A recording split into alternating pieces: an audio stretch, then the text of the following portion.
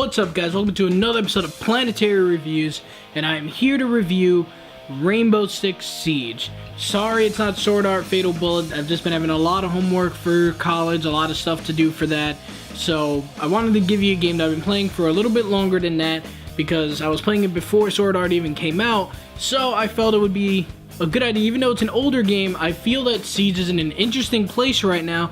It would actually make a really cool review that I think a lot of people should notice this game.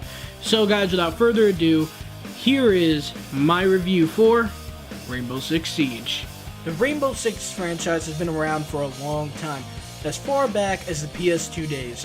But me personally, I got into this series on the Xbox 360 when Rainbow Six Vegas and Rainbow Six Vegas 2 came out. These games were awesome. They were tactical. They were a very cooperative experience. They were just so different as compared to what was out on the market during that time. Yeah, Call of Duty 4 was around and Modern Warfare 2 and stuff like that were around, but they didn't have the same feeling that Rainbow Six had. When you played a Rainbow Six game, you knew you were playing a real shooter. This franchise was outstanding. I love these two games. I wish I could have started off on the PS2, but when I played Vegas and Vegas 2, they were fantastic. Which is why when I saw the E3 reveal for Rainbow Six Siege, I was excited. I was so happy to play this game. I thought we weren't going to see another Rainbow game for a long time. But then I saw that trailer. It looked phenomenal. But then the game launched. It had so many problems. It had server issues. It had balancing issues. It just had glitches galore. It was just a very poor launch, and for most people, they thought that this game was going to die. It was never going to be able to make a comeback. But now, we're in 2018, 2 years later, 2 to 3 years later, and now this game is one of the most played shooters out there. This is insane. 2 years later, and this game has made such an impact on the shooter community. This game is awesome. It made a huge turnaround, and Ubisoft really worked hard to make this game what it is today. So let's begin, and let's talk about Rainbow Six Siege. Alright guys, first things first, let's talk about the modes in this game. First up, Terrorist Hunt. Terrorist Hunt is a mode where you can do either by yourself or with a group of friends of 3 other people, and you guys can go in, take down an objective, like take down a certain amount of terrorists that are out there, or go plant a bomb, or protect the hostages, or escort a hostage out of the area. And that's actually a really cool mode. I enjoy this mode a lot. It's been in older Rainbow Six games, which is great, and I'm really happy that this mode came back. And it's a lot of fun for when you're trying to understand the game and you're just getting started, because it is kind of intimidating to go straight into the multiplayer and get your ass kicked right off the bat.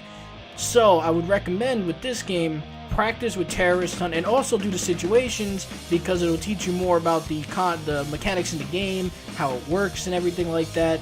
And it's just a great way to just casually have a good time, sit down, and just shoot some terrorists. Then, after that, we have the meat and potatoes of this game, which is the multiplayer. The multiplayer to this game is extremely tactical. You can't just run in there, shoot a bunch of people, and expect to win like that. No. This game is going to take a team effort. You have to make sure you're communicating with your team.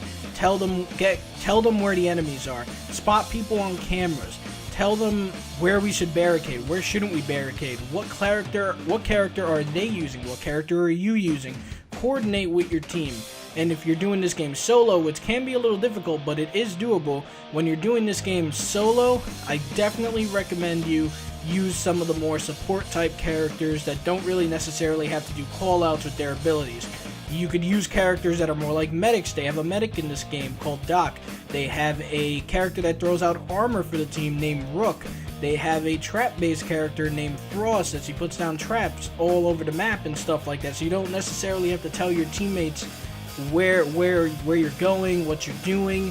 You're just gonna sit there, do your thing, and you're helping the team. And if you die, you still have your traps out there. You still have your armor out there if you're Rook. And if you're a medic, all you have to do is pay attention to the people's health and make sure that they are okay. Now, the thing about this game is that it is a very fast time to kill. You will die extremely quickly if you just aren't patient. Patience is key with this game. You have to make sure that you find a good area, and you just have to sit there, make sure they're not coming down, or if you do move, be very careful. This game, you cannot just rush. You have to be patient. You have to run down your not run down your corridors. You have to take your corridors slowly. You have to be crouched. You have to keep aiming down sights. You have to make sure you are very careful. And the great thing about this gameplay is that it really makes you think. It engages you throughout the entire process, and it is fantastic. This is where this game shines 100%. With all the different types of heroes in this game, with all different types of abilities, this makes playing with a team extremely fun because you're all communicating. You have characters that can help one another.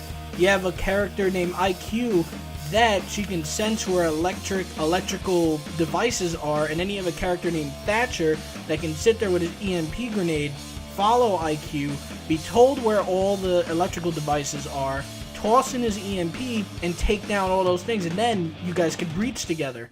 There are a lot of different ways to go about this game, and it feels extremely satisfying when you sit there and get a kill because you worked hard at it. It was fantastic. Every time you get a kill, it feels earned. It feels like you've outdone the other person completely. The amount of reward that you feel when you win a match in this game because of how patient you have to be and because of how careful you have to be is fantastic on either the attacking side or the defending side. And this game is also 5v5, so this isn't a huge game. You're going to have 5v5 and you only have one life, which is also another reason why that this game feels so tense. Knowing that you have one life, you have to be careful. You can't go in there brainlessly, and that's where this game shines 150%. The next thing I want to talk about is the graphics. The graphics to Rainbow Six Siege look really good. It's really great lighting, great character models, great gun design with the way they all look, and the performance of the game on console, it'll stutter sometimes if you're out during the day, I notice, but for the most part, the frame rate is pretty steady, so just the occasional frame rate dip when you're outside during the day and trying to get inside. But once I got indoors, the frame rate was always 100% for me, and it was fantastic performance. So, those are all the good things about this game. The gameplay is really what's going to really keep you coming back to this game. But let's talk about the not so good business choices that Ubisoft has chosen in this game that don't necessarily destroy the experience, but kind of tarnish what is a great game. Alright, so in today's gaming world, we pretty much always have to deal with these microtransactions and a lot of AAA shooters nowadays. And that's just unfortunate, but you know what? This game could have done it better, in my opinion. You do have the ability to get cosmetic items with real money, and you can also get it through in-game currency, but the in-game currency price is pretty obnoxious for certain things, and you don't know why, and it makes you just end up sitting there going, I'm just gonna end up spending real money on it anyway.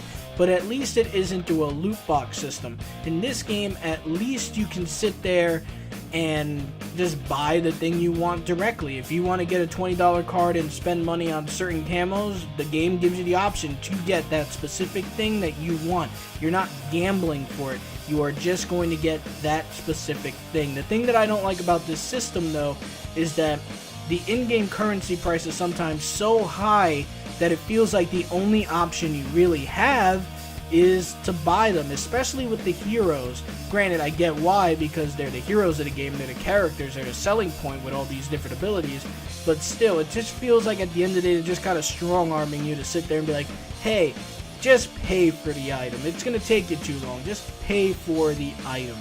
Luckily, it's all cosmetics, and then you can also buy different heroes. So, let's get to the next thing that I got to talk about. And I want to say one of the biggest flaws of this game is that there is no campaign. In Rainbow Six Vegas and Rainbow Six Vegas 2, one of the funnest things to do in those games was to play the campaign cooperatively with friends. Why take this feature out? This is a fantastic feature. You go through the campaign and that helps you get better, especially when you do it on different difficulties. And then doing the campaign cooperatively with a group of friends or even just one other friend changes the experience completely.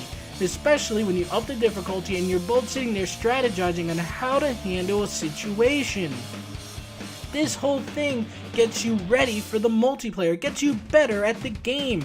You're able to improve yourself with your friend during a campaign. And also the campaign is sometimes, in my opinion, Vegas 1 and Vegas 2 had very compelling campaigns. It was interesting. You wanted to see what was going on.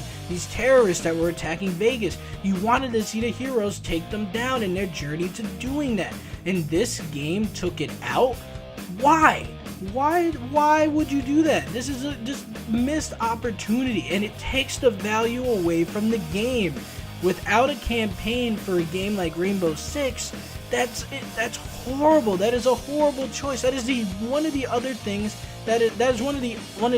other things that is holding this game back, with the microtransactions and the prices for certain heroes.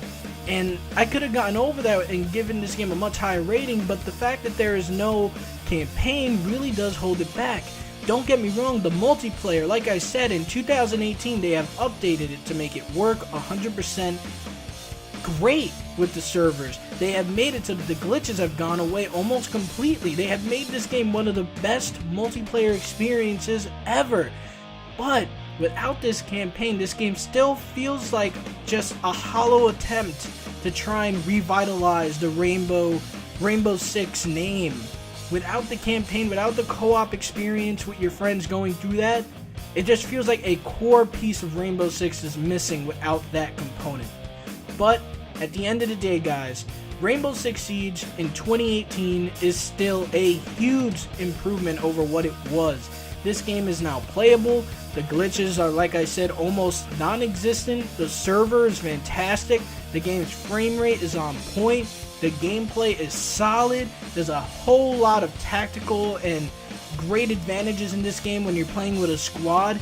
This game takes skill. This game is extremely fun to play, and I recommend it to anyone who is tired of the Call of Duty, the Battlefields, the Battlefront, the Titanfalls. Even though some of those games are great, if you're tired of that and you want a more tactical and realistic experience, guys, I'm telling you, it may be a little flawed with no campaign and the microtransactions could be a little annoying, but at the end of the day, Rainbow Six Siege in 2018 gets a solid B+ from me, guys. Alright guys, hope you guys enjoyed that review. I really enjoyed doing this. I really love Rainbow Six Siege. I really wanted to talk about it because it's in a great place right now. And I just feel that Ubisoft really does deserve credit where credit is due, that they have made a great first-person shooter. It doesn't have flaws, yes, but it's in a great place, and I love playing it, and I cannot wait to see the future of Rainbow Six from now on. So, my next video will hopefully be my Sword Art review finally, so I can get to that. Then after that, I'm going to be doing, I think Tomb Raider will be the next movie that comes out, so look forward to that. But as always, guys, thank you so much for watching, and have a great day.